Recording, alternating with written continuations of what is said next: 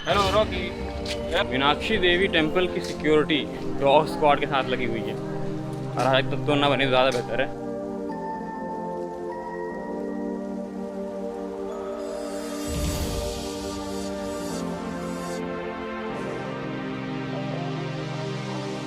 Good morning. मैं हूँ इस वक्त मदुरई के मीनाक्षी देवी टेम्पल के पास। एक्चुअली मैं सुबह तकरीबन 5:30 बजे मदुरई पहुँच गया था और नागरकोइल से चला था तकरीबन रात के 10:55 पे, यानी तकरीबन 11 बजे मैं वहाँ से निकला था। 5-5.5 घंटा सोया, 1 घंटा पहले ही जग गया तकरीबन 4 बजे, क्योंकि काफ़ी सारे मच्छरों ने स्वागत किया था मदुरई में मेरा। और अजीब बात यह है कि यहाँ पे साफ़ सफाई काफ़ी ज़्यादा है, अच्छी है एक तरह से आप कह सकते हैं, मगर मच्छर क्यों हैं ये पता नहीं। इस पर शायद यहाँ गवर्नमेंट कुछ ना कुछ, गवर्नमेंट या फिर एडमिनिस्ट्रेशन या कुछ ना कुछ कर रही होगी।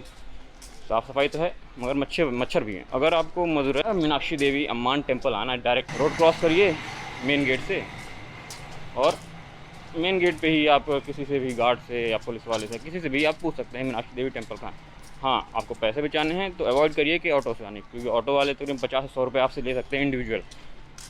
हाँ, अगर आपके पास सामान अधिक है, आप चलने में सक्षम नहीं हैं, तो कोशिश करिएगा कि आप ऑटो ले सकते हैं। वहाँ से 1 किलोमीटर फ्री पड़ेगा, मैक्सिमम 100 रुपये जो है ऑटो किराया हो सकता है, उससे ज़्यादा नहीं, क्योंकि 1 किलोमीटर का फिर ज़्यादा ही हो जाएगा अगर उससे ज़्यादा अगर आपसे किराया लिया जाए तो।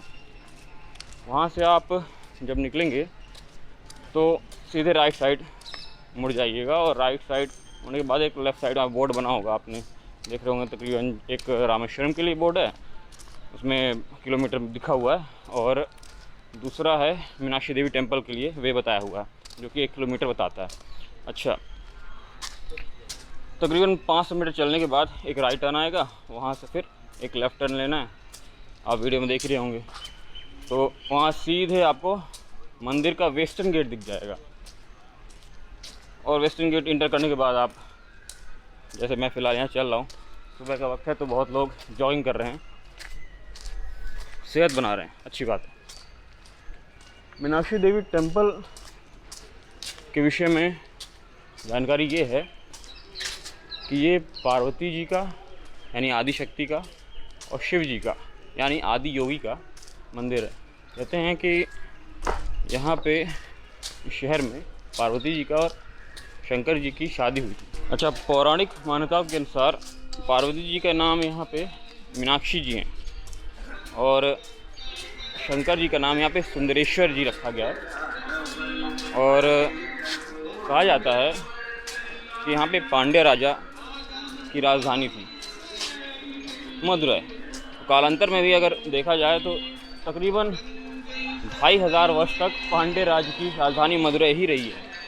कहते हैं कि रोमन साम्राज्य तकरीबन 1500 साल तक रहा और विश्व का सबसे पुराना साम्राज्य था, मगर ये रियलिटी नहीं है। रियलिटी ये है कि पांड्य राज दुनिया का सबसे पुराना राज है भारतीय इतिहासकारों के हिसाब से, और भारतीय होने पे आपको गर्व होना चाहिए, क्योंकि कई इतिहासकार, अक्सर होता ही है कि विदेशी आक्रांता हमेशा इतिहास को बदलने की कोशिश करते हैं।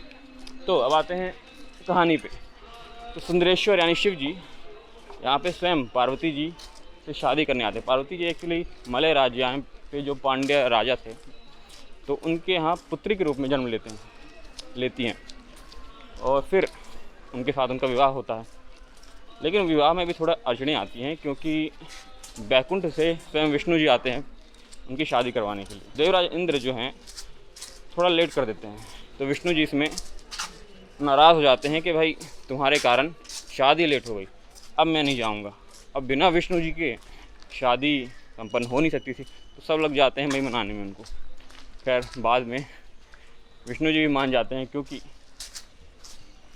मीनाक्षी जी यानी पार्वती जी और सुंदरेश्वर जी शिव जी की शादी होना आवश्यक था। और कहते हैं कि जब उनकी शादी हो जाती है तो यहाँ पे वह राजा और रानी के रूप में तकरीबन तो तकरीबन यहाँ पे 5-6 हज़ार साल तक इन्होंने यहाँ पे राज किया था, ऐसी मान्यता है। कालांतर में हम देखते हैं कि जब खिलजी वंश का शासन था दिल्ली सल्तनत। तो अलाउद्दीन खिलजी का जनरल मलिक काफूर यहाँ पे आया था और बहुत लूटमार मचाया था। उसका यही आशय था कि यहाँ के दक्षिण के जितने भी हिंदू टेम्पल हैं उनको तोड़ा जाए, उनको लूटा जाए, ताकि ज़्यादा से ज़्यादा धन इकट्ठा करके वो दिल्ली सल्तनत मिला दे। तो यहाँ पे आसपास आपको नहाने के लिए और रूम के लिए व्यवस्था मिल जाएगी। काफ़ी लोग यहाँ पे वेंडर्स लगे रहते हैं कि आपको सारी सुविधा मिल जाए। बाद में फिर नायक यहाँ पे राजा बने और नायकों ने यहाँ से फिर से इसको बनवाने का पूरा प्रयास किया। तो ज़्यादातर श्रेय जो जाता है इस मंदिर का निर्माण का, वैसे पौराणिक रूप से देखा जाए तो मिलता नहीं है, क्योंकि मलिक काफूर खिलजी ने ज़्यादातर इस मंदिर के हिस्से को तोड़ दिया था और कई सारी मूर्तियाँ, कई सारे सोने जवाहरात चुरा लिए थे। इतिहासकारों में कई सारे इसमें डिबेट है कि आखिर ये बनाया किसने था और कितने वर्ष पुराना था ये। कालांतर में खिलजियों के सल्तनत में समाप्ति के बाद नायक राजाओं ने इसका पुनः निर्माण करवाया था और वृहद रूप से निर्माण करवाया। इसके ज़्यादातर जो हिस्से हैं, खासकर बाहरी हिस्से, वो नए हैं, जबकि जो गर्भगृह है तो उसका सर्वेक्षण होता है, तो वो सर्वेक्षण के हिसाब से बताया जाए तो 3500 वर्ष पुराना गर्भगृह है और बाहर का हिस्सा मुश्किल से अभी 1500 से 500 साल पुराना है। धीरे धीरे इसको तमिलनाडु सरकार रिस्टोर करती है और फिलहाल ये काफ़ी पूजनीय स्थल है, खासकर हिंदुओं के लिए। मंदिर के अंदर एंट्री आप मंदिर के ईस्ट गेट से कर सकते हैं। ये जो रास्ता आप देख रहे हैं, यहाँ से, यहाँ पे चप्पलें वगैरह आप रख सकते हैं।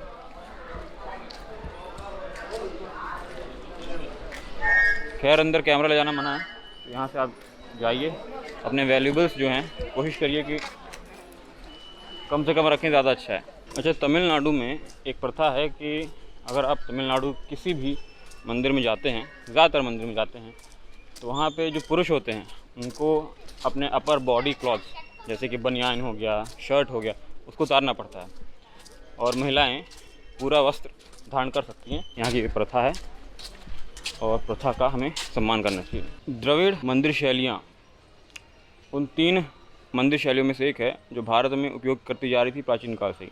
पहले थी नागर, दूसरी है पेसर और तीसरी है द्रविड़ शैली। द्रविड़ शैली की खासियत ये है कि हर मंदिर के सामने एक गोपुरम होता है। गोपुरम एक्चुअली एक तरह का गेट होता है जो यहाँ पे कंसीडर गेट की तरह नहीं किया जाता, उसे विमान की तरह यूज़ किया जाता है कि विमान में भगवान चाहे देवी देवता कोई पूजे जाएँ तो गोपुरम में बैठेंगे, यानी विमान में बैठेंगे, मंदिर के सामने उतरेंगे और मंदिर के फिर अंदर जाएंगे। तो वैसे ही मीनाक्षी देवी टेम्पल जो है उसके चारों ओर 4 गोपुरम हैं, चारों समान हाइट के हैं और कहते हैं कि उसमें भगवान बैठेंगे विमान में और विमान में ही बैठ के आते हैं, फिर मंदिर में इंटर करते हैं और अपने गर्भगृह में चले जाते हैं। अच्छा, गोपुरम का जो निर्माण है वो पल्लव राजवंशियों ने शुरू किया था, खासकर नरसिंह वर्मन ने। नरसिंह वर्मन एक्चुअली पुलकेशिन के साथ युद्ध करते हैं 642 के आसपास और पुलकेशिन द्वितीय को वो पराजित करते हैं और अमूमन कहते हैं कि उसी वक्त पुलकेशिन द्वितीय की मृत्यु जाती है। पुलकेशिन एक्चुअल में बादामी चालुक्य थे। पुलकेशिन का युद्ध कहते हैं कि 615 या 619 में राजा हर्षवर्धन के साथ हुआ था और राजा हर्षवर्धन की इसमें पराजय हो गई थी। राजा हर्षवर्धन प्रयास ये कर रहे थे कि किसी तरह से बादामी चालुक्य को हरा दिया जाए, क्योंकि बादामी चालुक्यों ने एक तरह से मालवों की रक्षा की थी, संरक्षण किया था और मालवों ने हर्षवर्धन के पिता की हत्या करने का प्रयास किया। तो शुरू से ही हर्षवर्धन और पुलकेशिन द्वितीय के बीच पंगा चल रहा था। बाद में फिर जब हर्षवर्धन हार जाते हैं तो हर्षवर्धन फिर नर्मदा के साउथ में जाने का प्रयास नहीं करते हैं। उस वक्त बादामी चालुक्य का पूरे भारतवर्ष में अधिकार रहता है।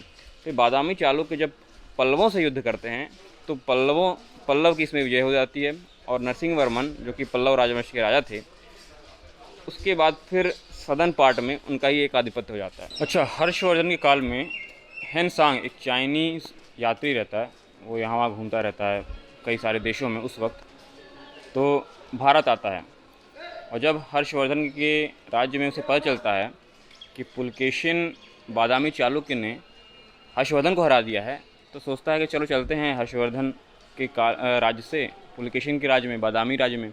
जब बादामी राज्य पहुंचता है 641-642 के आसपास, तो युद्ध शुरू हो जाता है पल्लवों के साथ। तमिल साहित्य को देखा जाए कि शिव के जो ऋषि मुनि हैं, जिनके शिव के आराध्य हैं, इनके लिए उनको नैनार बोला जाता है। और अड़ियार यहाँ पे विष्णु का थोड़ा सा कॉन्फ्लिक्ट रहता है, क्योंकि भक्ति काल के समय देखा जाए तो आदि शंकराचार्य ने जब 4 धामों की और 4 मठों की स्थापना की थी, तो उनमें वो शिव को भी रख रहे थे और विष्णु जी को भी रख रहे थे। परंतु कुछ ऐसे, जैसे कि कुलोतुंग जो कि चोल राजा था, वो विष्णु जी को पसंद नहीं किया करता था, वो शिव जी का पूरा भक्त था। तो ऐसी मान्यता है जैसे कि रामानुज जो कि अद्वैतवाद में विश्वास किया करते थे, तो उसने उन्हें रामानुज को भगा दिया था अपने राज्य से।